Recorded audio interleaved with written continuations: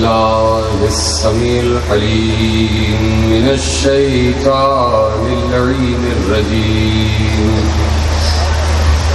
बिस्मिल्लाहिर्रहमानिर्रहीम अल्हम्दुलिल्लाहिल मअरूफ़े मिन गैरि रुक़यतिन वल खालिक़े मिन गैरि रविय्यतिन अल्लज़ी लम यज़ल क़ाइमन दाइमन इज़ ला समाउन ज़ातु अबराजिन वला लैलुन दाजिन वला बहरुन साजिन वला अर्ज़ुन ज़ातु मिहादिन वला ख़ल्क़ुन ज़ू इतिमाद वस्सलातु वस्सलाम वत्तहिय्यतु वल इकराम अला नबिय्यिर रहमति व खाज़िनिल मग़फ़िरति व क़ाइदिल ख़ैर वल बरकति व मुन्क़िज़िल इबादि मिनल हलकति सय्यदिना व मौलाना अबुल क़ासिम मुहम्मद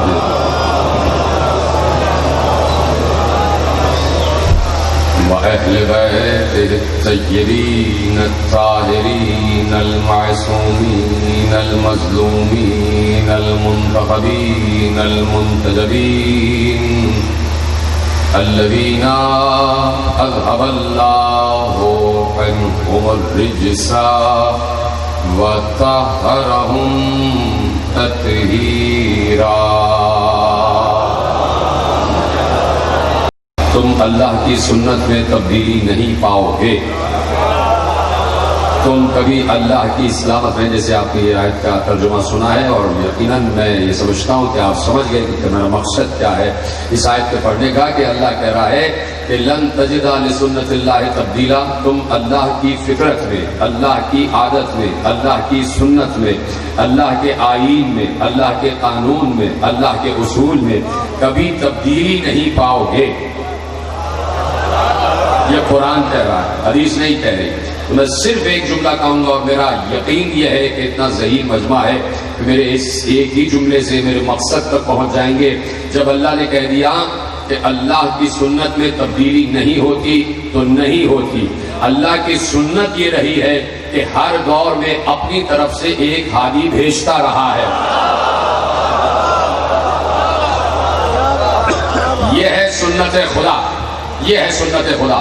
आदम जब इस दुनिया में आए तो कोई हिदायत लेने वाला नहीं था, कोई था ही नहीं कि जिसे हिदायत की तलब हो। उस वक्त भी अल्लाह ने जमीन पर एक हादी रखा और अपनी तरफ से रखा। ये नहीं कि जमीन में से उग गया हो, आसमान से उतरा और आया भी जन्नत से। तो अल्लाह की सुन्नत है, जब भी जमीन पर कोई अल्लाह का नुमाइंदा आएगा आसमान से और जन्नत से आएगा।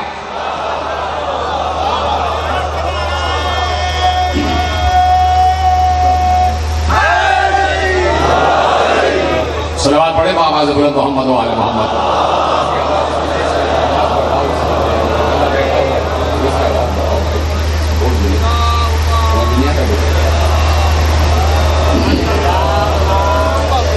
समझो है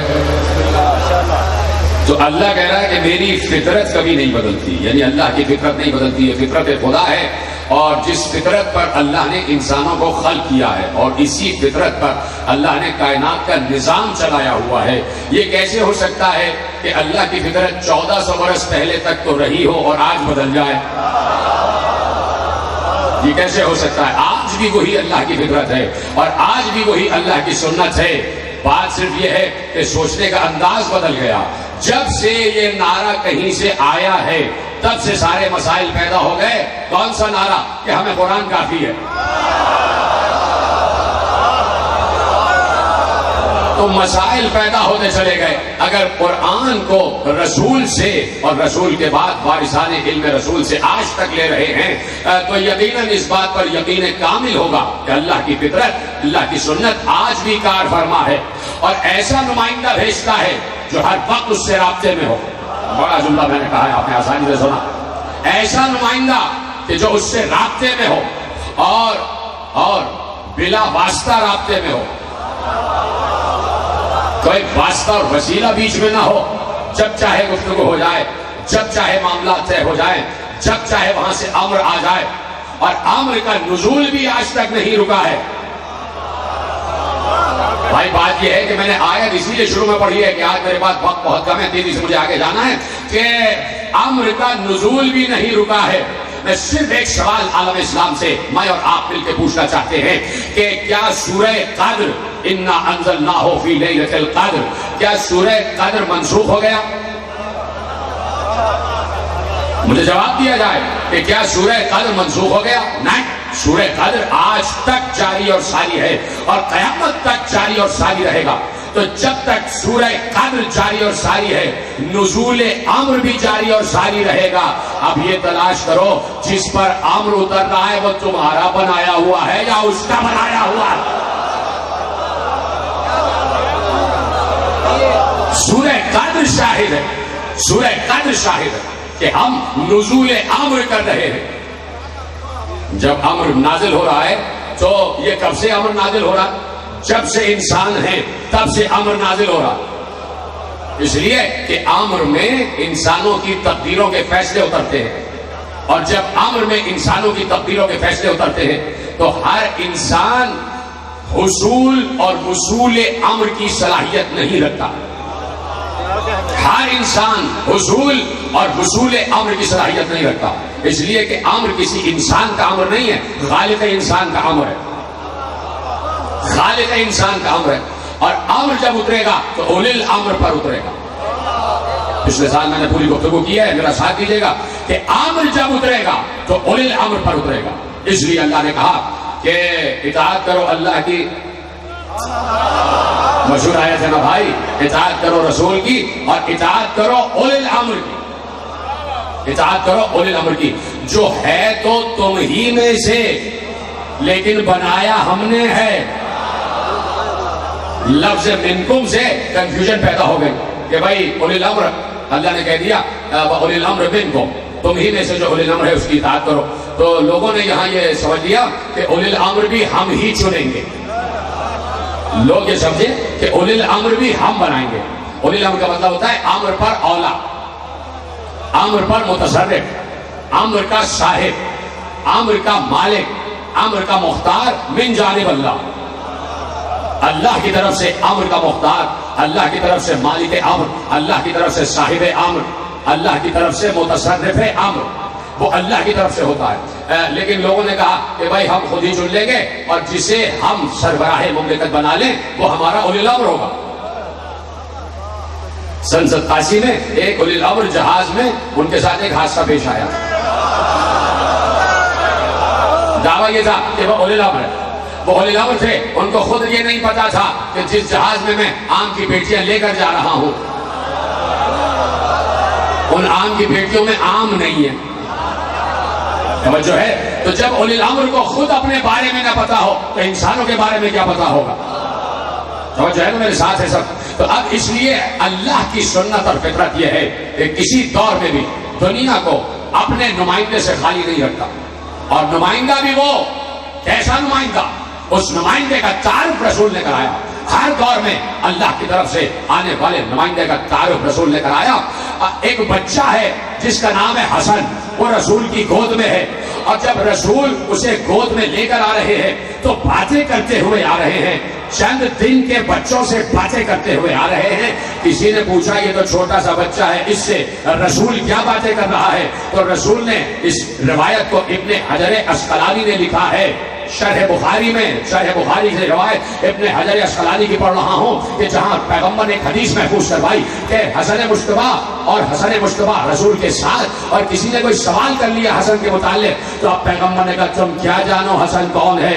इन्नल हसना युतालिउल लौहिल महफूज, हसन झूले में भी लौहे महफूज का मुतालिया करता है।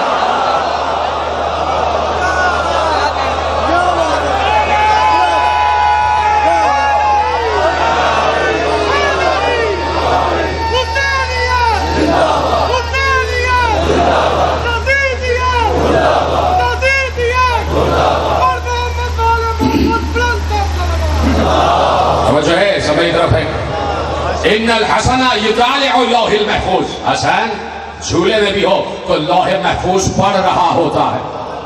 लौहे महफूज पर ही तो तकदीरें लिखी हुई हैं। तो अब जो तकदीरें पढ़ रहा है तो हम भी तो उसी से तकदीर पूछेंगे। अगर राहिब ने पूछ लिया तो क्या कसूर कर दिया? जो लौहे महफूज का मुतालिया कर रहा है, मैंने कहा ना कि इब्ने हजर अस्कलानी ने इस हदीस को महफूज किया कि हसन झूले में भी हो तो लौहे महफूज का मुतालिया कर रहा है। तो रसूल की आगोश में और रसूल के घर में पले हुए बच्चे लौहे महफूज तक का मुशाहिदा और लौहे महफूज तक की रसाई रखे, जमीन पर हैं और लौह पढ़ रहे हैं। तुम्हारा बच्चा 4 दिन का, 5 दिन का, 1 बरस का हो, तुम्हारे हाथ में लिखे हुए कागज को नहीं पढ़ सकता। सुन रहे मेरे अजीजों, तुम्हारे और हमारे घर का बच्चा हमारे घर के किसी कागज, हाथ से लिखे हुए कागज की तहरीर नहीं पढ़ सकता।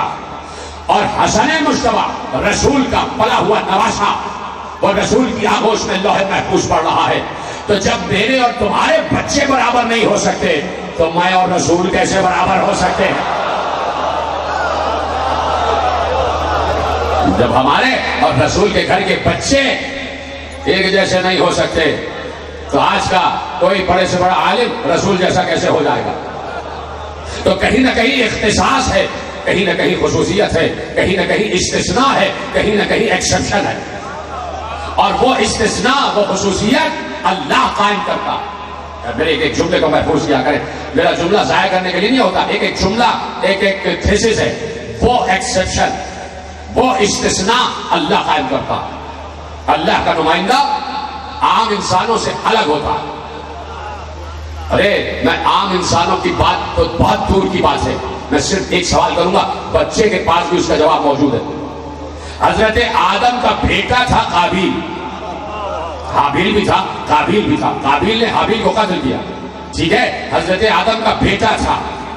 तो क्या हजरत आदम का बेटा आदम जैसा था? अल्लाह अकबर। क्या काबिल आदम जैसा था? नहीं, कोई भी नहीं कह सकता। हाबिल को कहा जा सकता है, यानी जिसे अल्लाह चुने, जिसे अल्लाह इस्तिस्ना की मंजिल पर ले आए, जिसे अल्लाह एक्सेप्शन की मंजिल पर ले आए। तो अल्लाह इंतखाब करता है और आदम से लेके खातम तक, और उसकी सुन्नत में तब्दीली नहीं है, कयामत तक उसकी सुन्नत वैसे ही जाएगी। हसन को तुमने क्या समझा हुआ है? ये हसन झूले में भी लौहे महफूज का मुतालिया करता है, झूले में भी हो और लौहे महफूज पढ़ रहा होता है। दोनों नवासे 12 सादिकीन उन्वान है और आज तीसरी मंजिल आ गई। तो आपको पता है कि किसका तस्करा होना चाहिए? आज मैं चाहता हूं 2 शहजादों का एक साथ तस्करा हो जाए।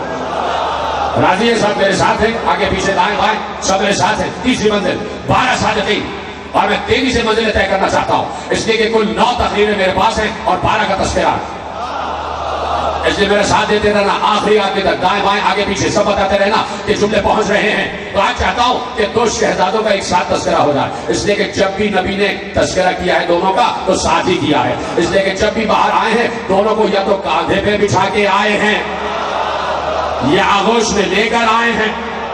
बाहर आए रसूल एक मरतबा और बड़े आहिस्ता आहिस्ता आ रहे थे, बड़ी चाल में पैगंबर की बड़ी आहिस्तगी सी और बड़े फाखराना चाल से चलते हुए आहिस्ता आहिस्ता चलते हुए आ रहे थे। अबा को ऐसे दामन को बचाए हुए चलते हुए आ रहे थे और मस्जिद नबवी के मेहराब की तरफ आहिस्ता आहिस्ता आहिस्ता आ रहे थे कि किसी ने देखकर कहा कि ये अबा में कोई कीमती तोहफा उम्मत के लिए छुपा कर ला रहे, आज हमें कुछ कीमती तोहफा देंगे।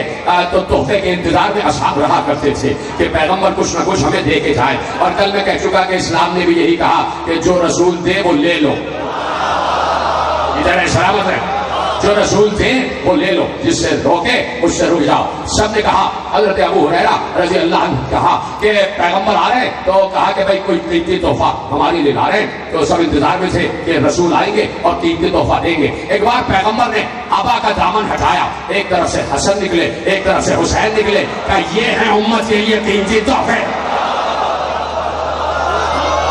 कभी बाहर आए हैं, हसन हुसैन साथ हैं, तो मिंबर पे बैठ गए। मिंबर पे बैठे तो नवाजों को जमीन पे नहीं बिठाया। क्या सुन रहे हैं मेरे अभी? मैं तेजी से आगे बढ़ा। नवाजों को जमीन पर नहीं बिठाया, नवाजों को वहां नहीं बिठाया जहां दोस्त बैठ रहे थे। मिंबर पे बैठे हैं तो नवाजों को सानू पर बिठा कर बैठे। मिंबर के दाएं और बाएं भी बिठा सकते थे। क्या सुन रहे हैं मेरे अजीजों? मेरे साथ दे आगे बढ़ते चले जा रहा हूं कि पैगंबर चाहते तो मिंबर के दाएं और बाएं नवाजों को बिठा सकते थे, लेकिन जानू पर बिठा रहे, एक को दाएं जानू पे, एक को बाएं जानू पे। बता दिया तुम्हारा मिंबर और है, इनका मिंबर और है।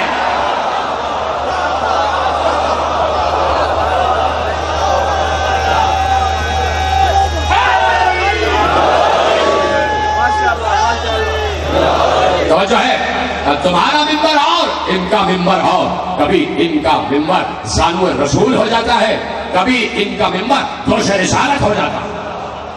बड़े अहम मराहिल से कुदरत ने गुजारा और कुदरत बार बार चाहती है कि तारुफ हो जाए, तारुफ हो जाए, तारुफ हो जाए, पहचान लिए जाए कि मेरे भेजे हुए नुमाइंदे कौन है। और मैं इसलिए कहता हूं बार बार कि असहाबे किराम को सलाम है कि असहाबे किराम ने बड़ी अहम रिवायतें महफूज की और यहां तक हम तक रिवायतें आ गई। एक जलीलुल क़द्र सहाबी का कौल है कि शहजादी अपने घर से आई, सर से लेकर पांव तक गुर्दे में मलबूस, पैगंबर अपने हुजरे में हैं। ज़हरा कैसे आई? कहा या रसूल अल्लाह, ऐ मेरे बाबा शाम हो गई, हसन और हुसैन नजर नहीं आ रहे, अभी घर पहुंचे नहीं है। कहा कि अभी कुछ देर पहले, थोड़ी देर पहले मेरे पास से उठ के गए हैं और तुम्हारे हुजरे की तरफ गए हैं। कहा कि बाबा घर में नहीं पहुंचे। एक बार ज़हरा भी परेशान, रसूल भी परेशान। ये परेशानी हिकमतन है, ये बात याद रखना, ये परेशानी हिकमतन है। रसूल के चेहरे पे परेशानी के आसार आ गए, ज़हरा के चेहरे पे परेशानी के आसार आ गए। रसूल हुजरे से बाहर निकले, इधर उधर देखा, हसन हुसैन कहाँ है, कहीं नजर ना आए। असहाब एकदम चौकन्ना हो गए पैगंबर के साथ साथ। सबने कहा चलो ढूंढे हसन हुसैन कहाँ है, साथ में अली भी है। इधर उधर उधर मस्जिद नबवी से बाहर निकले, चलते चलते हदीक़ा बनी नज्जार तक पहुंच गए। जहां बनी नज्जार का बाग था वहां तक पहुंचे, देखा कि दोनों नवासे एक दूसरे के गले में हाथ डाले सो रहे। शवाहिद नबुव्वत से रिवायत पढ़ो। और एक बड़ा सा अजदहा है जो उन पर साया किए हुए, बड़ा सा अजदहा है जो उन पर साया किए हुए। कुछ लोगों ने यह समझा कि यह अजदहा इनको नुकसान न पहुंचाए, आगे बढ़े ताकि उस अजदहा को मार के भगाए। पैगंबर ने कहा रुक जाओ, रुक जाओ, मैं खुद इस अजदहा से पूछ लेता हूं कौन है। कैसे सुन रहे? खुद आपको सलामत रखे, यही हक है सुनने का, फज़ाइल हसनैन सुनने का यही हक है। और इस वक्त मेरे सामने मखलूक मक्का बैठा है, मेरे मोहतरम प्यारे प्यारे अहले सुन्नत भाई भी बैठे हुए हैं और सुनते चले जाएं। और जहां जहां मेरी गुफ्तगू पहुंच रही है, जहां जहां लाइव तकरीर जा रही है, सब सुनते चले जाएं। आज हसनैन का तस्करा करने में जा रहा हूं और बड़ी तेजी से मुझे गुजरना है। क्या मैं खुद पूछता हूं, आगे बढ़े। उस अजदहे ने छुटकर पैगंबर को सलाम किया। जो रसूल को अपने जैसा समझता है वो कान बंद कर ले, उसके समझ में ये रवायत नहीं आएगी। और जो रसूल को अल्लाह का नुमाइंदा समझता है और अल्लाह की तरफ से मौजज़ात का मुख्तार समझता है, वो सुने। एक बार पूछा तू कौन है? उसने कहा मैं जिन्नात की कौम का सरदार हूं। कहा कैसे इधर आया? कहा कि हमारी कौम में कुरान की तिलावत हो रही थी, तिलावत करते करते हमारे यहाँ के कारियों ने बीच में कुछ आयतों को महव किया, आयतें भूल गए। हमारे बुजुर्गों ने मेरी जिम्मेदारी लगाई कि जाओ मदीने जाओ और और ये आयतें जो भूल गए हो नबी से पूछ कर आओ। मैं आ रहा था कि ऐसे में इस बाग के सामने से गुजरा, आवाजें गैब आई, इस वक्त वहां न जा, यहां रुक, और नबी के नवासे सो रहे, इनकी हिफाजत फरमा। नबी के नवासे सो रहे, इनकी हिफाजत कर। कहा मैं आपके नवासों की हिफाजत के लिए खड़े हो गया। कहा कौन सी आयतें भूले हो? उसने आयतें बताई, 20 की आयतें पैगंबर ने बताई, उसने सलाम किया, चला गया। एक बार पैगंबर ने दोनों नवासों को गोद में उठाया, एक को दाएं एक को बाएं उठाया। अब उठा के चलने लगे तो कोई आगे बढ़ के कहता, या रसूल अल्लाह एक नवासे को मुझे दे दीजिए, आप पर बोझ हो रहा होगा।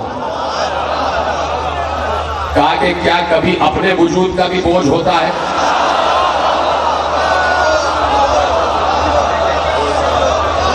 क्या कभी अपने वजूद का भी बोझ होता है? एक बार चले और जहरा के घर नहीं गए। भाई चाहिए तो ये था कि मां परेशान है तो तेजी से जाएं और मां की आगोश में बच्चों को डाल दें, लेकिन अब मां के पास नहीं गए। अब पता चला कि मसलहत क्या थी, अब मालूम हुआ कि हिकमत क्या थी। एक बार चले, असहाब साथ साथ है, अली साथ साथ है, हसन हुसैन गोद में है, और पैगंबर मस्जिद नबवी में आ गए और आने के बाद मिंबर पर बैठे, नवासों को गोद में लिए हुए हैं और कहा सुनो, क्या मैं तुम्हें बताऊं कि नाना और नानी के हवाले से कायनात में 2 अफजल तरीन बच्चे कौन हैं? सबने कहा या रसूल अल्लाह बताएं। कहा ये हसन और हुसैन, इनका नाना मैं, नानी खदीजा। फिर कहा क्या मैं तुम्हें बताऊं कि वो 2 अफजल तरीन बच्चे कौन हैं कि जिनके माँ और बाप सबसे अफजल? कहा या रसूल अल्लाह बताएं। कहा ये हसन और हुसैन, इनका बाप अली, इनकी माँ सहरा। कहा क्या मैं तुम्हें बताऊं कि चचा और फूफी के हवाले से अफजल तरीन बच्चे कौन हैं? कहा या रसूल अल्लाह बताएं। कहा ये 2 हसन और हुसैन, इनका चचा जाफर तैयार, इनकी फूफी उम्मे हानी। पैगंबर ने ये हिकमत इसलिए जारी की ताकि नवासों का तारुफ हो जाए, ताकि 12 सादकीन में से 2 का तारुफ हो जाए कि अब अफजल तरीन तुम्हारे हवाले करके जा रहा हूं। तो अब पैगंबर जो हवाले करके गए तो जो पैगंबर दे उसे ले लो और जैसा दे वैसा ले लो। जब हदीसें और रिवायतें तारीख और हदीस की किताबों में मौजूद है तो उन पर यकीन करने में तामुल क्या है, उन पर यकीन करने में तकल्लुफ क्या है? तो पैगंबर ने तारुफ अपने बच्चों का करवाया। इजाजत है कि बात आगे बढ़ाई जाए, मेरी तरफ मुतवज्जह है ना। अब जो मैं आपके हवाले मराहिल करने जा रहा हूं। पैगंबर मेराज से वापस आए, जब मेराज से वापस आए तो पूरा सफर मेराज बयान किया, एक एक मरहला जिस मरहले से गुजरे थे, जमीन से लेकर काबा कौसैन तक पैगंबर ने एक एक जुज बयान किया।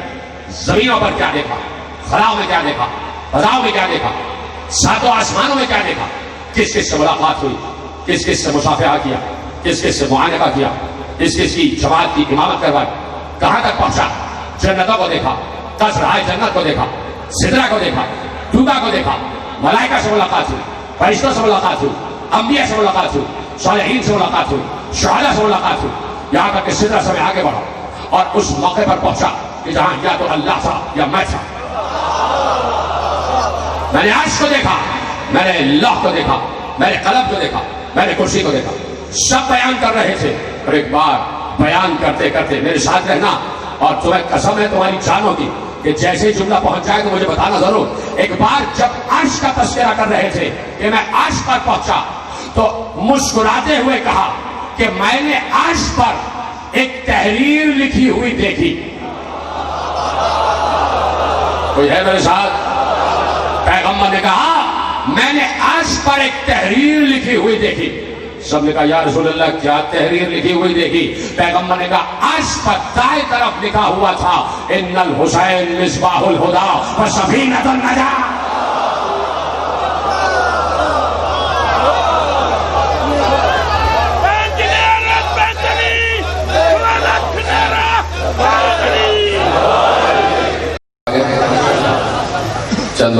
सब आ गए वापस, जैसे सुन रहे थे वैसे ही सुन रहे हैं। गुफ्तगू का आगाज किया जाए वहीं से जहाँ से सिलसिला टूटा था, इसलिए कि गुफ्तगू बहुत अहम मोड़ पे आ गई थी। मैंने कहा कि ये हदिये का सिलसिला पहले हो जाए, और यकीनन जैसे कि हमारे मेहदी भाई ने कहा कि ये तमाम मामला आप ही के दस्तबाजू से आगे बढ़ते हैं। खुदा आपके रिस्क में इजाफा फरमाए, खुदा आपकी रोजी में इजाफा फरमाए, खुदा आसमान से आपके ऊपर अपने रिस्क के दरवाजे खोल दे। और अगर कोई नौजवान रोजी की तलाश में है तो परवरदिगार उसे बेहतरीन रोजगार इनायत फरमाए। अगर कोई किसी के पास छत नहीं है, घर नहीं है, तो आले मोहम्मद के घरों के वास्ते से परवरदिगार उसको बेहतरीन घर इनायत फरमाए। अगर माएँ बहनें कोई बेटी घर में रिश्ते के इंतजार में बैठी है तो परवरदिगार जनाब अली अकबर के सदक़े से उसे बेहतरीन बर इनायत फरमाए। बुजुर्गों का साया हमारे सरों पर कायम रखे और इस आई हुई वबा से सबको महफूज मामून फरमाए। जो मोमिन मोमनात बीमार है परवरदिगार उनको शिफाया जिनसे कामिल और रसूल हयात अता फरमाए। मैंने दुआ दे दिया, मेरे साथ आ जाए, सब मेरे साथ है। तो पैगंबर ने कहा कि अर्श पर लिखा हुआ था इन्नल हुसैन, मैंने जानबूझ के रोका है कि हैं या नहीं है, मेरे साथ है। इन्नल हुसैन मिसबाहुल हुदा व सफीनतुन नजा, कहां लिखा है? अर्श पर। जब अर्श पर लिखा है तो किसने लिखा होगा?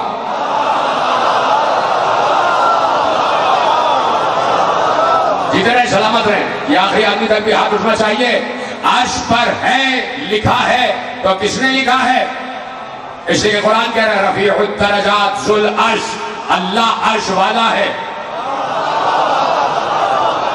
और पैगंबर कह रहे मकतूबुन फिल अर्श, अर्श पर मकतूब है, अर्श पर लिखा हुआ है। ये सामने मरकजी इमाम बारगाह की दीवार पे लिखा है अल हक़ मअ अलीकिन व अलीकुन मअल हक़। ये खुद ब खुद नहीं आ गया, किसी ने लिखा है तो लिखा गया है। लिखने के लिए हाथ चाहिए।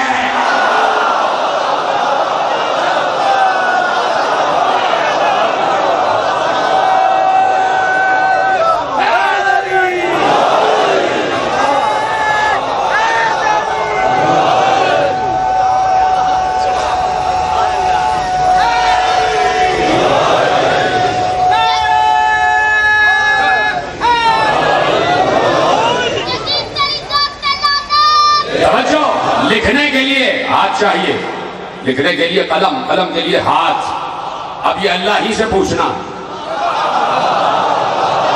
जब कभी तुम्हारे बकौल मुलाकात हो गई तो, नहीं तो वो दिखाई तो देगा नहीं, वो नजर तो आएगा नहीं। आप महशर में पूछ लेना अल्लाह से ये अर्श पे लिखा कैसे, और लिखा भी तो ये लिखा कि इन्नल हुसैन मिसबाहुल हुदा, हुसैन हिदायत का चराग है। जो खामोश हो जाएगा मैं अफसोदा हो जाऊंगा कि पता नहीं वो मेरा साथ दे रहा या नहीं दे रहा। हुसैन हिदायत का चराग है और नजात की कश्ती है। हाय हाय हाय, नजात की कश्ती का नाम है, चार आदमी बोल रहे मिल के बोलो, नजात की कश्ती का नाम, हिदायत के चराग का नाम, और लिखा कहां है? अर्श पर। हुसैन हिदायत का चराग है, हिदायत का चराग है। मैं पूछना चाहता हूं ये हिदायत कब से है?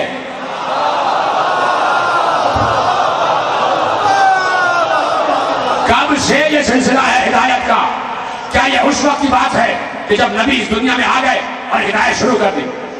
कहीं नहीं लिखा, लिखा है हुसैन हिदायत का चराग है। तो जब से सिलसिला हिदायत है तब से हुसैन चराग है। तुमने जाया न करना, सलामत हो जैसे पढ़ रहे हो जैसे सुन रहे हो। जब से सिलसिला हिदायत है तब से हुसैन हिदायत का चराग है। रोका है मैंने जुमला, मैंने तो बड़ी आहिस्तगी से पूछा कब से है सिलसिला हिदायत, कब से सिलसिला हिदायत है? जब से सिलसिला हिदायत है तब से हुसैन हिदायत का चराग है। अल्लाह कह चुका कि मेरी फितरत में तब्दीली नहीं आती, मेरी सुन्नत में तब्दीली नहीं आती।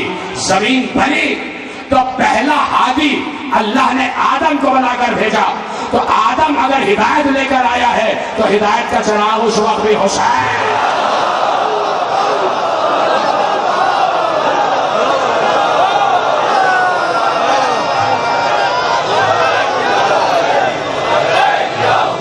मिल के बोलो, फलक शिराब नारा लगाओ, लब्बैक या हुसैन, लब्बैक या हुसैन, लब्बैक या हुसैन, लब्बैक या हुसैन, लब्बैक या हुसैन, लब्बैक या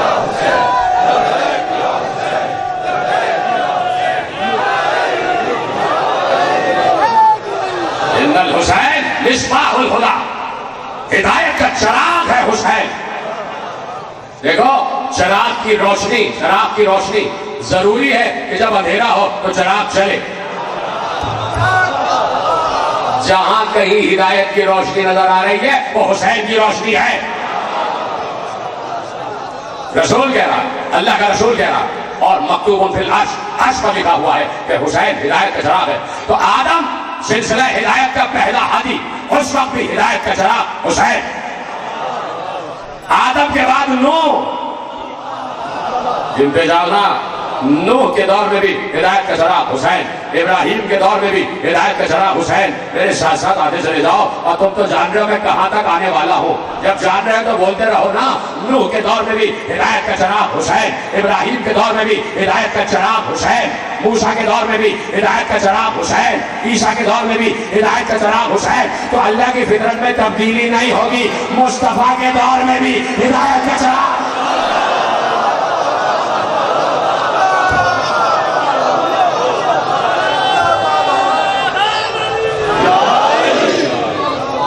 और जुमला आप कहने जा रहा हूं, इस जुमले को महफूज करें मेरे नौजवान दोस्त खुसूसियत के साथ। ये कौन कह रहा है कि हिदायत का चराग हुसैन है?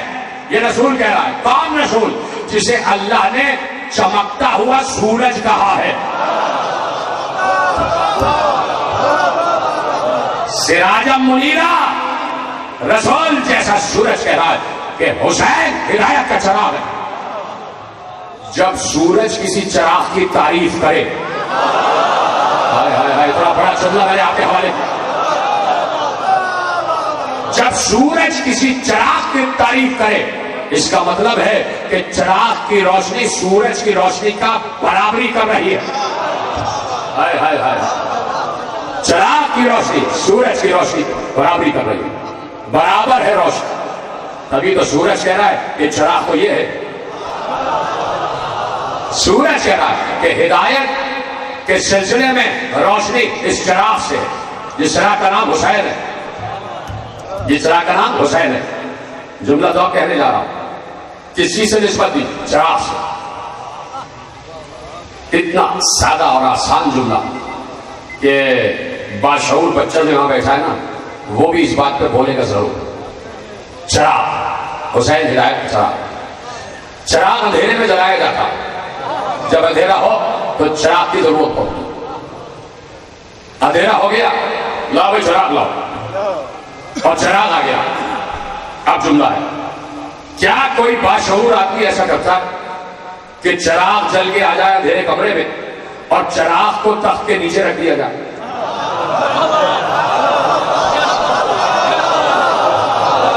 चिराग को हमेशा ऊपर रखा जाता है, बुलंदी पर रखा जाता है, छुपा के नहीं रखा जाता, बुलंदी पे रखा जाता है। चिराग बुलंदी पे होता है तो रोशनी देता है। पैगंबर ने कहा हुसैन हिदायत का चिराग है, ये कौल था, और पैगंबर ने अब अमल करके बताया कि इस चिराग से रोशनी कैसे होगी। एक बार पैगंबर सजदे में गए और हुसैन को पुष्ट पर बिठाया, कहा ये है चिराग।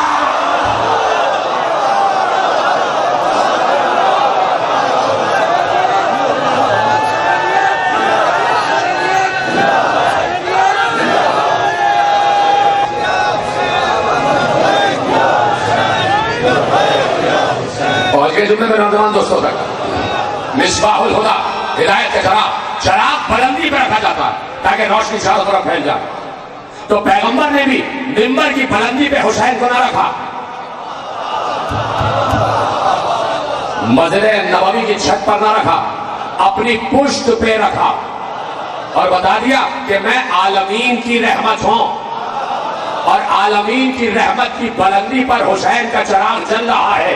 तो जहां जहां रहमत लिल आलमीन है, वहां वहां हुसैन है। क्या उस रहमत की बुलंदी पर चिराग हिदायत रोशन है, जिस चिराग का नाम है हुसैन। और हुसैन नजात का सफीना भी है। हुसैन नजात का सफीना है। नजात चाहिए तो हुसैन के सफीने में आओ। हुसैन के सफीने में आने का मतलब यह है कि हुसैन को मानो, और वैसे मानो जैसे असहाब ने माना, जैसे असहाब ने माना। तो हुसैन हिदायत का चिराग, हिदायत का चिराग। तो जब से हिदायत तब से हुसैन चिराग। और जब तक हिदायत रहेगी तब तक शराल हिदायत हुसैन है। और जब जब किसी को भी नजात की जरूरत होगी तो उसे आना हुसैन ही के पास पड़ेगा। रसूल क्या है? मजबूरी यह है कि जो रसूल ने कहा हमें वो कहना है। लोग समझ रहे हैं कि इन 12 आइम्मा के फजाइल हम अपनी तरफ से पढ़ रहे हैं। अगर रसूल ने ना पढ़ा होता तो हम भी ना पढ़ते। जुमला महफूज करें ना। अगर रसूल ने इनके फजाइल ना पढ़े होते तो हम भी ना पढ़ते। रसूल ने अफजलियत की मंजिल पर कहा कि हसन और हुसैन जवानाने जन्नत के सरदार है और इनका बाप इन दोनों से अफजल है। अबू हुमा अफजल हुमा, इन दोनों का बाप इनसे अफजल है। तो रसूल ने अफजलियत का मेयार बता दिया, हसन हुसैन अली। तो अब रसूल उस इस्तिस्ना को कायम कर रहे हैं जो इस्तिस्ना मदीने के आम बच्चों में और इन 2 बच्चों में। अल्लाहु अकबर। आप खामोश हो गए तो मैं जरा अपने जुमले को समझाऊं कि जो इस्तिस्ना, जो फर्क मदीने के आम बच्चों में है और रसूल की गोद में पले हुए इन 2 नवासों में फर्क है, वो इस्तिस्ना अल्लाह का कायम किया हुआ है। क्यों? रसूल रसूल रसूल अल्लाह का रसूल मोहम्मद मुस्तफा महबूब खुदा मकसद तख्लीक कायनात जो ना होता तो कुछ भी ना होता। वो सबसे बड़ी मोहब्बत करता है जो मुजस्सम रहमत हो। वो कायनात की हर शय से मोहब्बत करता है। और रसूल अल्लाह बच्चों से तो बेइंतहा मोहब्बत करते थे, सिर्फ अपने नवासों से नहीं, सबसे हर बच्चे से बड़ी मोहब्बत करते थे। इसलिए बच्चे बहुत अट्रैक्ट होते थे रसूल अल्लाह की तरफ, बहुत खिंचते थे कि रसूल सर से लेकर पांव तक रहमत का मुजस्समा है, मोहब्बत का मुजस्समा है, उनसे चाहत का मुजस्समा है। तो खुद बहुत खिंचते थे बच्चे रिसालत मार्ग की तरफ और चाहते थे कि रसूल के करीब आ जाए। कोई रसूल की आस्तीन पकड़ के चूम रहा है, कोई रसूल का हाथ पकड़े हुए रसूल के साथ साथ चल रहे हैं। एक बार रसूल घर से बाहर निकले और कुछ बच्चों ने रसूल अल्लाह को घेर लिया और कहा, या रसूल अल्लाह, हम चाहते हैं कि जैसे हसन और हुसैन को कांधे पे बिठाते हैं वैसे हमें भी बिठाएं, हमें भी बिठाएं। रसूलुल्लाह मुस्कुरा दिए, अच्छा बिठाते हैं, बैठो तो रसूलुल्लाह बैठ गए। कहा भाई सब बच्चे यहाँ बैठ जाओ, सब बैठ गए। रसूलुल्लाह ने कहा अभी बिठाते। रसूलुल्लाह ने अपनी कबा की दोनों जेबों में हाथ डाला। अब जो बाहर निकाला उसमें ताजा खजूरें थी। सामने हाथ किया, कहा बेटे ये बताओ खजूरें चाहिए या कांधे पे बैठना है?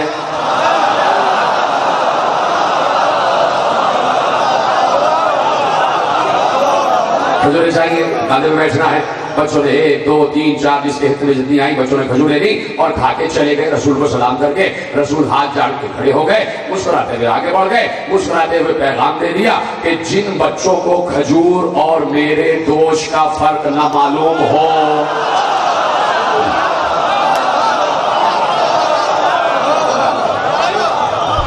तो ये हसन हुसैन एक नाना के दोष पे सवार नहीं है, दोष रिसालत पर सवार है, दोष नबूवत पर सवार है। और दोनों को कांधे पे बिठाए।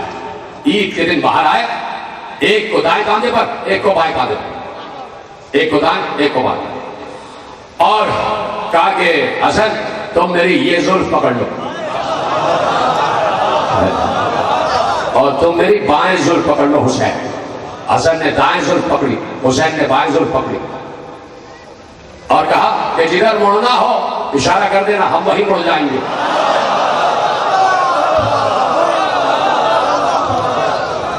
तो एक आलिम ने, मेरे आगे एक आलिम ने बड़ा अच्छा इस्तिदलाल कायम किया कि या रसूल अल्लाह, 2 नवासे 2 तरफ बैठे हुए, एक के हाथ में दाएं जुल्फ, एक के हाथ में बाएं जुल्फ, और अगर एक ने चाहा कि दाएं मुड़े और एक ने चाहा कि बाएं मुड़े तो क्या होगा?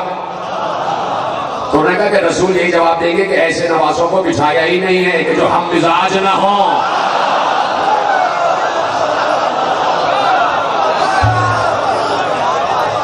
जो हम मिजाज ना हो।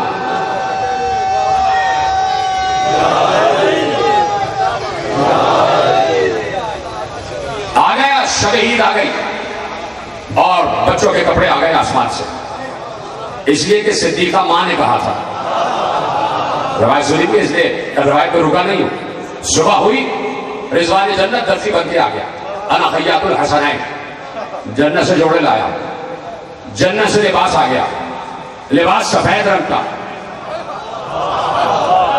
जिस वक्त जिस दिन हसन इस दुनिया में आए हैं, थोड़ा सा 5 या 7 मिनट अगर आपके ज्यादा ले लूं, थोड़ा सा उसमें वक्त गुजरा था तो चाहता हूं क्योंकि मैंने कहा ना कि मैं तेजी से गुजरना है मुझे, और मेरे पास वक्त बड़ा महदूद है, इसलिए मुझे यहाँ से गुजरा जाना होता है, गुजरे से डिगोरा, डिगोरा से साहिवाल, और साहिवाल से पुरशवाला, इसलिए चाहता हूँ तेजी से मंजिलें तय करता चला जाऊँ। और रात को नींद बहुत कम होती है, इसलिए आवाज बैठी हुई है, चीखने से, तकरीर करने से आवाज नहीं बैठी है। ये बात याद रखिएगा कि चूंकि आराम कम मिल रहा है इसलिए आवाज है, इसलिए चाहता हूं कि आप मेरा साथ देते जाए। तो नवासे सुबह हो गई, कपड़े आ गए।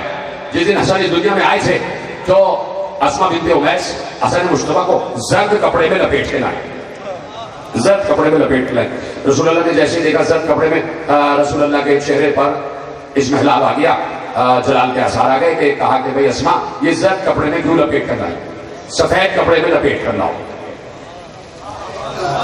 जर्द नहीं सफेद कपड़ा। अब इसकी कई वजूहात हो सकती है, एक वजह मेरी भी सुन लो, मसाइल भी पढ़ लो, फजाइल भाई किधर चले गए आप, एक वजह मैं भी बयान करता हूं। जो रसूल ने जर्द कपड़ा हटा के सफेद कपड़े में लिपटवाया, तो रसूल ने गोया ये बताया कि ये वो बच्चे हैं जिन्हें दुनिया के रंग की जरूरत नहीं है।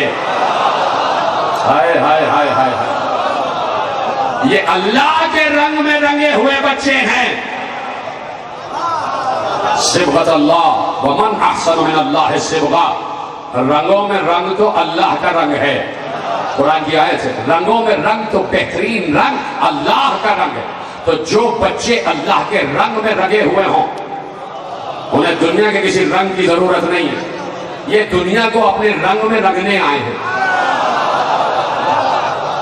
बच्चे मचल गए, सुबह ईद कपड़े आ गए और सफेद जोड़े आ गए, जोड़े बच्चों ने पहने। अभी रिवायत कामिल नहीं करूंगा, रिवायत मैंने छोड़ी है जानबूझकर, आखिर में कामिल करूंगा।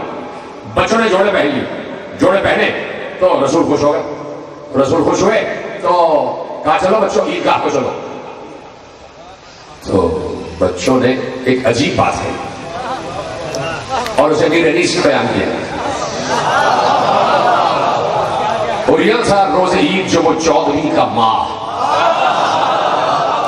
भेजे खुदा ने हुल्ले जन्नत बइज़्ज़ुजा, रुमालो ज़ेब जामाओ पैराहनो कुला, हंसते हुए पहन के गए सूए ईदगाह।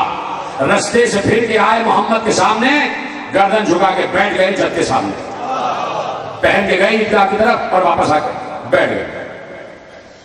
एक बार पैगंबर आगे बढ़े, हदीस कहते पैगंबर आगे बढ़े, क्या लाए ईदगाह से ए मेरे गुलबदन, शर्माते होंगे देख के लड़के ये पैरहत, फूला हुआ है पेशे नजर खुल्द का चमन, इस तरह का ना होगा कभी जामाए हसन। मौजू है क्या ये रंग शहादत के वास्ते, जामा ये कतरा है इसी कामत के वास्ते। हाथों को बोला ये हाथ जोड़ के दस्ते खुदा का लाल, पोशाक ये पहन के तो हम खुश हुए कमाल, नाका नहीं कि जिस पर चढ़े अब यह है मलाल, नाका नहीं कि जिस पर चढ़े अब यह है मलाल। कहा कि ये सारे बच्चे या रसूल अल्लाह नाकों पे चढ़ के जा रहे हैं और हम जा रहे हैं पैदल। पैदल तो ईदगाह को जाना है नंगवार, हमको भी एक ऊंट मंगा दो तो हो सवार। कहने लगे ये हजरत महबूब किरदार, मालूम अब हुआ यही गुस्सा मैं निसार। जब रूठते हैं आप तो मुश्किल से मनते हैं, अच्छा सवार हो जिए हम ऊंट बनते हैं।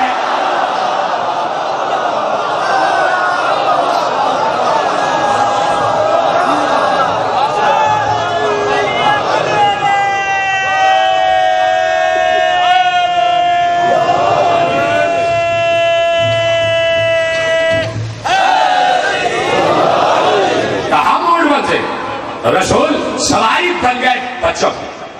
तवज्जो, जुमले देने जा रहा हूं। जब रसूल बच्चों की सवारी बने, नाका बन गए और बच्चे पुश्ते रसूल पे सवार हुए और रसूल बच्चों को खिला रहे हैं। जाके पढ़ो, आज जितने खुतबाए अहले सुन्नत है जो मीडिया पे बैठे हैं, सबने इस रवायत को पढ़ा, सबने इस रवायत को पढ़ा जो मैंने रवायत हवाले की है। कुछ लोग मीडिया पे बैठ के पेदों की बातें कर रहे होते हैं कि सब झूठ बोला जा रहा है। नहीं, ये झूठ नहीं है, इससे ज्यादा सच कोई नहीं, इससे ज्यादा सदाकत कोई नहीं।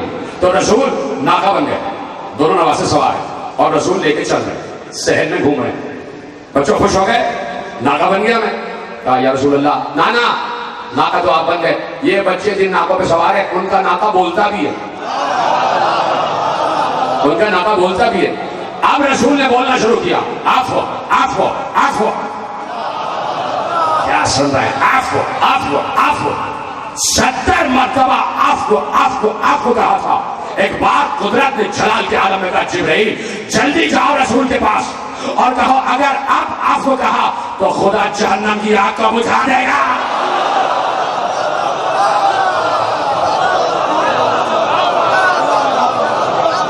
कौन समझेगा रसूल के नवासा? कौन समझेगा हसन हुसैन? जोड़े आ गए जन्नत से, सफेद जोड़े आ गए। तो बच्चों तुम्हारे जोड़े आ गए। क्या नाना जोड़े तो सफेद, हमें रंगीन जोड़े चाहिए। क्या अच्छा बच्चों, हसन तुम्हें कौन सा रंग पसंद है? क्या नाना हमें सब्ज रंग पसंद। जिब्राइल कौसर का पानी लेके आए, जन्नत से रंग लेकर आए। कौसर के पानी में सब्ज रंग को घोला गया। क्या सुन रहे हैं? कौसर के पानी में सब्ज रंग को घोला गया, पानी सब्ज रंग का हुआ। रसूल ने जोड़ा हाथ में लिया, जिब्राइल ने रंग डालना शुरू किया, हसन का जोड़ा सब्ज हो गया। हुसैन तुम्हें कौन सा रंग पसंद है? कहा नाना मुझे सुर्ख रंग, नाना मुझे सुर्ख रंग पसंद है। जिब्राइल कौसर का पानी लाए, जन्नत से रंग आया, सुर्ख रंग। रसूल ने हाथ में जोड़ा दिया, सुर्ख रंग जोड़े पर डाला गया। हुसैन का जोड़ा सुर्ख हो गया और आज तक हुसैन का जोड़ा सुर्ख, आज तक हुसैन का जोड़ा सुर्ख है। तुम्हें पता है कि शहादत तो 10 मुहर्रम को हुई है ना, ये हम 9 दिन पहले फर्श अदा क्यों बिछाते? सुनना चाहते हो? ये 9 दिन पहले फर्श अदा इसलिए बिछता है कि रसूल पहली मुहर्रम को वही जोड़ा सुर्ख रंग का आसमानों पे फैला देते, तब से हुसैन का गम शुरू हो जाता है। पूछा कि हुसैन और हसन, हसन ने सब्ज रंग क्यों पसंद किया, हुसैन ने सुर्ख रंग क्यों? जैसे जैसे जोड़े रंगते जा रहे थे हुसैन और हसन के, रसूल रोते जा रहे थे, रसूल रोते जा रहे थे। माँ ने पूछा बाबा क्यों रो रहे हैं? ज़हरा तुम्हें पता है हसन ने सब्ज रंग क्यों पसंद किया? इसलिए कि हसन को जहर दिया जाएगा और हसन के जिगर के सब्ज टुकड़े बाहर आ जाएंगे। हसन ए सब्ज हवा। और तुम्हें मालूम है हुसैन ने सुर्ख रंग क्यों पसंद किया? हुसैन को करबला की तपती हुई रेत पर 13 ज़रबों से शहीद कर दिया जाए। अजरकुम अल्लाह, आपकी आवाजें बुलंद हो रही हैं और मैं मसाइब की मंजिल पर आ गया। वो हुसैन कि जिसका काफिला एक सहरा में लूट लिया गया।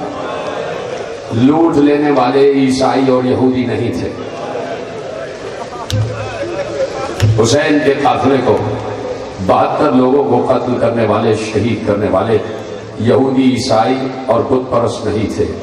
जो ला इलाहा इल्लल्लाह कह रहे थे, अफसोस यही है कि उन्होंने नारे तकबीर बुलंद करके नवासे रसूल की गर्दन को काटा है। ये जुमला रोने के लिए काफी था। तुम यकीन करो, हर साल कहता हूँ कि जब मैं मसाइब करता हूँ मैं अपने आप को रोक रहा हूँ। अगर मैं तुम्हारे साथ पीछे बैठा होता तो मैं शायद मुंह पे तमाशे मार मार के बेहोश हो जाता, इसलिए कि मुझसे बर्दाश्त नहीं होता कि जब मसाइब पढ़े जाए मैं तो फजाइल भी रो लेता हूँ। तो मैं चाहता हूँ तुम्हारी आवाज़ें भी बुलंद हो जाएं, इसलिए कि एक माँ इन्हीं मजलिसों में कहीं बुरखे में एक खुश्क रुमाल लिए बैठी होती है और कह रही होती है कोई मेरे लाल पर आंसू बहाने वाला। कि तुम्हारी आंखों से बहे हुए आंसू इतने कीमती हैं कि ज़हरा उन्हें जमीन में गिरने नहीं देती। बज़ाहिर ये आंसू तुम्हारे रूमाल में जज्ब होते हैं, लेकिन फरिश्ते इन्हें ज़हरा के रूमाल तक ले जाते हैं, ज़हरा के रूमाल तक ले जाते हैं। आकाए मरशी ने जब वसीयत की है ना अपने बड़े बेटे को, मरशी बहुत बड़े आलिम गुजरे हमारे यहाँ के, इल्म रिजाल के भी माहिर हैं, इल्म अंसाब के भी माहिर हैं। उनका कुतुब खाना कुम में है और 10 लाख से ऊपर किताबें उस कुतुब खाने में है। जितने इमाम ज़ादों के रौज़ों पर शजरे लिखे हैं वो आकाए मरशी ही के लिखे हुए, तहक़ीक़ किए हुए। इतना बड़ा आलिम, इतना बड़ा आलिम, इतनी किताबें लिख के चला गया। उसने ये वसीयत नहीं की कि जितनी किताबें मैंने लिखी हैं वो कब्र में मेरे साथ रख देना, ये वसीयत नहीं की। उसने अपने बेटे को वसीयत की मुझे कफन देने के बाद वो रूमाल मेरी कब्र में रखना जिस रुमाल में मैंने आंसुओं को जज्ब किया। जब मैं रोया हूं तो जिस रुमाल में मैंने हुसैन पर गिरे हुए आंसुओं को जज्ब किया, वो रुमाल मेरी कब्र में रख देना, ताकि जब मैं उठाया जाऊं तो फातिमा ज़हरा के सामने सबूत पेश कर दूं कि मैं आपके बेटे पर गिरिया कर रहा था, आपकी आवाजें बुलंद हो जाएं। एक मुसाफिर, गरीब मुसाफिर का तस्करा है, हुसैन का तस्करा, जिसे भरे सहरा में लूट लिया गया। लेकिन मुकदमा शहादत हुसैन 10 मुहर्रम से नहीं है, उस वक्त से है कि जब 9 ज़िलहज्जा आ गई, ईद से एक दिन पहले। अगर समझ गए हो तो तुम्हारी आवाजें बुलंद हो जाती। ये जो ईद कुर्बान कहते हो, उससे एक दिन पहले से हुसैन करबला का मार्का शुरू हो गया, शहादतें शुरू हो गई। पहला शहीद, मुकदमा शहादत हुसैन में पहला शहीद, जिसका नाम ही मुस्लिम है, अकील का बेटा मुस्लिम, अबू तालिब का पोता मुस्लिम। करबला में अबू तालिब की आल को काटा गया। बड़ी कुर्बानियां दी हैं अबू तालिब के बच्चों ने, अबू तालिब के पोतों ने, अबू तालिब के खून ने बड़ी कुर्बानियां दी हैं इस्लाम के तहफ़्फ़ुज़ के लिए। जाओ मुस्लिम, हमारी सिफारत का ओहदा तुम्हारे हवाले। मुस्लिम चले तो तन्हा नहीं चले, साथ में 2 नन्हे नन्हे बच्चे भी चले, साथ में बच्चे भी थे। अजीब मरहला आ गया, पूरी तफसील बयान नहीं करना है। जब मुस्लिम को चारों तरफ से घेरा गया तो उसी हलचल में बच्चे कहीं खो गए, बच्चे इधर उधर हो गए। मुस्लिम को चारों तरफ से घेरा हुआ है, कूफे की गलियों में लड़ाई हो रही है। मुस्लिम तन्हा शजाअते बनी हाशिम का मुजाहरा कर रहे हैं। कभी 500, कभी 600, कभी 1000 मुस्लिम के सामने आगे कोई टिकता नहीं है। और बार बार यहां से सिपाही कहते हैं इब्न ज़ियाद से कहो मजीद सिपाही भेजे, मजीद फौज भेजे। तंग आके इब्न ज़ियाद ने कहा तुमसे एक शख्स काबू में नहीं आ रहा। तो यहाँ सिपाह लश्कर के सालाब ने कहा कि जाओ इब्न ज़ियाद से कहना ये कूफे के किसी बनी बक्काल से जंग नहीं हो रही है, ये बनी हाशिम के शजा से जंग हो रही है, ये बनी हाशिम के जवान से जंग हो रही है। मुस्लिम को घेर कर एक गड्ढे में गिरा दिया गया। आहिस्ता आहिस्ता तुम्हारी आवाजें बुलंद हो जाएं। मुस्लिम को घेर कर एक गड्ढे में गिराया गया। उस गड्ढे में खसो खाशाक थे, उसमें पहले से खंजर लगाए गए थे। अब जो मुस्लिम गिरे तो मुस्लिम के दांत भी शहीद हो गए, मुस्लिम के दहन से खून बह रहा था, मुस्लिम पर पत्थरों की बरसात थी। अब सोचो गड्ढे में कोई गिरा हुआ हो और ऊपर से पत्थर मारे जा रहे हो, क्या ये जुमला रोने के लिए काफी नहीं था? मुस्लिम सर से लेकर पांव तक लहू लहान हो गए। मुस्लिम को रस्सी फेंक कर एक बार गड्ढे से खींचा गया और खींचते हुए दरबार की तरफ ले जाया गया, इस आलम में कि मुस्लिम के हाथ पुष्ट से बांध दिए गए। मुस्लिम के दहन से भी लहू बह रहा है, मुस्लिम के माथे से भी लहू बह रहा है, मुस्लिम के रुखसार से भी लहू बह रहा है और मुस्लिम के हाथ से पुष्ट बंधे हुए हैं। दारुल अमारा में लेकर आ गए। जब लेकर आए तो मुस्लिम एक एक को छिड़कते हुए आ रहे थे, एक एक को छिड़कते हुए आ रहे थे। किसी ने कहा सामने वो अमीर बैठा है, सलाम करो। मुस्लिम ने सीना चौड़ा करके कहा ला अमीर सिवाल हुसैन, हुसैन के सिवा मेरा कोई बादशाह नहीं है, मैं किसी को बादशाह नहीं मानता, मैं किसी को अमीर नहीं मानता। वसीयतें थी का सुनो कोई है जो मेरी वसीयतों पर अमल करे। मैं यहाँ पर आकर मकरूज हो गया हूँ, मेरे जिस्म की ज़रा बेचकर मेरा कर्ज अदा कर दिया जाए। और सुनो मेरा आका शायद रास्ते में है। ये जो लोग खामोश बैठे का ये किस्सा कहानी सुन रहे, आवाज बुलंद हो जाए, बस 2 या 3 मिनट की जहमत रह गई। मेरा आका रास्ते में है। मैंने अपने आका को अभी 2 दिन पहले खत लिखा है कि आका कूफे की फिजा साजगार है, आ जाइए। लेकिन कोई है जो मेरी तरफ से खत लिख के कहे आका अब कूफे ना आइएगा, अब कूफे का रंग बदल चुका है। और साथ में ये भी लिख देना कि आका अगर आने का इरादा कर ही लिया है तो ज़ैनब कुलसूम को साथ ना लाइएगा, अहले हरम को साथ न लाइएगा। हाँ, मुस्लिम वसीयतें करते चले गए। एक बार मुस्लिम को घसीटते हुए दारुल अमारा की छत पे लेके आ गए। मुस्लिम दोजानू बिठा दिया गया और अभी तलवार चला ही चाहती है। कहा रुक जा, मैं कुछ कहना चाहता हूँ। मुस्लिम दारुल अमारा की छत पर है और नीचे बाजारे कूफा नजर आ रहा है। मुस्लिम ने वहीं से बाजारे कूफा में चलने फिरने वाले लोगों को मुखातिब करके कहा, ऐ कूफे के रहने वालों, कल ईद मनाओगे?